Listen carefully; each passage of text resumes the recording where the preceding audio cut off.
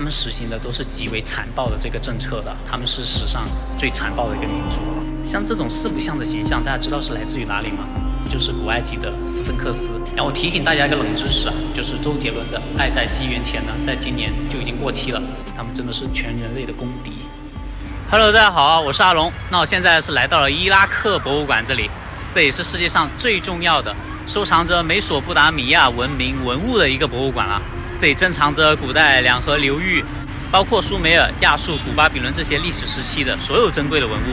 那么接下来我又要给大家上一节历史课了，那就跟着我一起去了解一下这个博物馆有哪些有趣的东西吧。我现在是来到了这个博物馆的门口，给大家看一下，在这里呢有一个很大的雕像啊，这下面写着是智慧之神，叫纳布，是一个亚述时期的一个雕塑。那么大家知道古埃及的智慧之神又是哪个吗？我在埃及的时候有给大家介绍过的，就是嘴巴尖尖长长的那个叫托特，可能很多人都忘记了，大家可以回去复习一下我以前在埃及拍过的那几期 vlog。 这写着伊拉克博物馆，欢迎来到美索不达米亚。这个是史前时期苏美尔、阿卡德、亚述、古巴比伦文明，还有就是哈特拉王国，一直到伊斯兰文明。有细心的网友可能发现了，这个亚述这个单词 Assyria 跟叙利亚那个单词 Syria 是很像的，就后半部分是一样的。其实叙利亚 Syria 是亚述 Assyria 的一个缩短的形式，这一点呢是很多人不知道的。我昨天是在收集资料的时候才无意中发现的。我说这两个单词怎么看着那么像，一查还真的是有关系。其实这里面呢有历史上的原因，也有地理上的原因，因为比较复杂，我在这里就不多讲了。咱们如果感兴趣的话呢，可以到网上去搜一下。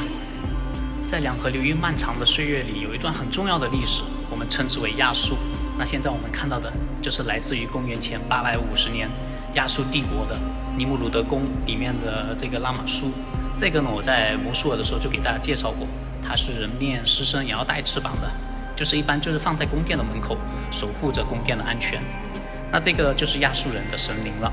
这个人脸呢，也是按照当时国王的样子去雕刻的，所以说他们这个人脸呢，看起来有点像中东人的模样，就是很大的胡子嘛。大家是不是觉得很像呢？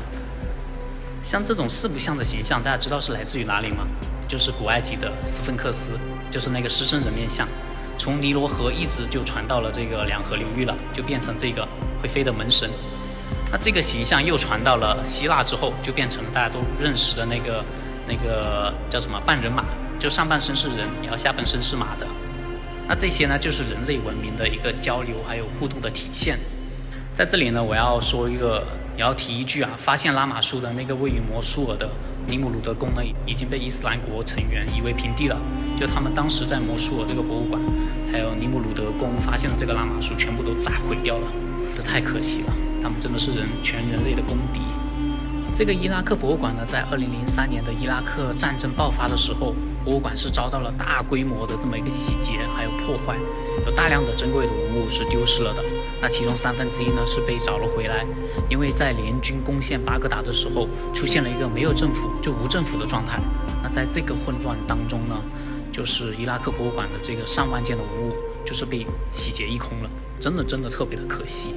因为他们都是美索不达米亚这里文化的一个记录的文物，那丢失的呢不仅仅是伊拉克的损失啊，也是我们全人类文明的一个损失。哇塞，大家看到没有？它门口这个狮子啊，是什么时候？2000多年前的一个狮子啊，就这么被摸得包浆了都。你看那个头都光滑无比了。他们这边的文物摆放也太随意了吧！这伊拉克博物馆就跟埃及博物馆一样，你看都没有玻璃罩的，直接就是游人都可以触碰这些文物。这个就是我们历史书上学到过的，刻在黑色玄武岩上的汉谟拉比法典了。它比我想象中的要高大很多啊，达到了2米多的这么一个高度。但是很遗憾，这个呢是复刻版，真迹呢是在法国的卢浮宫的。然后我提醒大家一个冷知识啊，就是周杰伦的《爱在西元前》呢，在今年就已经过期了，因为今年是汉谟拉比法典颁布的第3800年，歌词里面的3700多年呢，已经是过期了的，我们再也不能够唱那一句。如果大家非要说3800也是3700多，那我也没意见。这个法典呢，它其实是人类最早期的一个系统法典了。汉谟拉比法典它的核心原则就是以眼还眼，以牙还牙。那最上面2个人物呢，最右边的是太阳神，他是坐着的，并且手里拿着权杖，交给左边的这个汉谟拉比国王，代表着君权神授。那下方雕刻的就是楔形文字了。那这个楔形文字除了正面有之外，它背面也是刻了很多的，所以说它是正反面都有，是很多的这个条文，法律条文。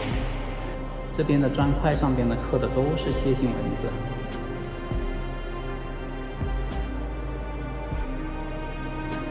最后我要说一下，在2021年的时候，美国呢它是归还了伊拉克政府大概1.7万件被贩卖出去的文物，算是伊拉克回收文物最多的一次了。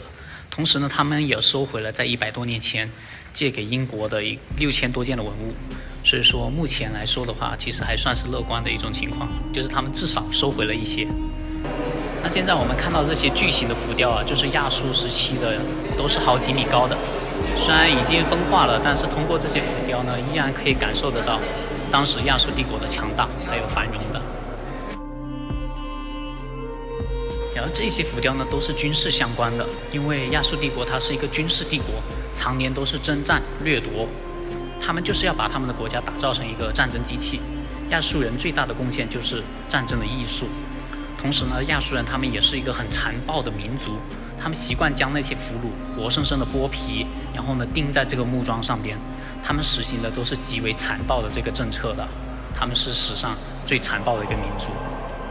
这个就是之前给大家介绍过的古巴比伦的那个城门伊斯塔尔门，这个是用伊斯塔尔门的碎片拼成的，它是一个古巴比伦狮，就是巴比伦的一个神话动物。然后这里呢还有2个。近距离看一下这个琉璃砖，特别的漂亮啊！但是很可惜，完整的伊斯塔尔门呢是在德国的，不在这个伊拉克。好，现在就参观完了这个伊拉克国家博物馆了。那最大的感慨就是4000多年前和古埃及人一起书写着象形文字，3000多年前呢，我们和苏美尔人一起玩着这个青铜器。2000多年前呢，我们和古罗马人一样，这样子四处征战，开疆拓土。在1000多年前，我们和阿拉伯人一样的富足，一样的璀璨。那现在我们正在和美利坚争高下。我们中国坐在这个地球这张牌桌上已经有5000年之久了，但是和我们一起玩牌的牌友已经换了一轮又一轮了。希望我们可以最终赢到最后吧。但是很可惜的就是这个伊拉克国家博物馆它闭门的时间太早了，1点钟就要闭门。我是才参观了1个多小时吧，他们就说要关闭了。天啊！所以我有很多东西都没有看到，都没有拍到，都没有来得及介绍，现在就不得不离开了，真的很可惜。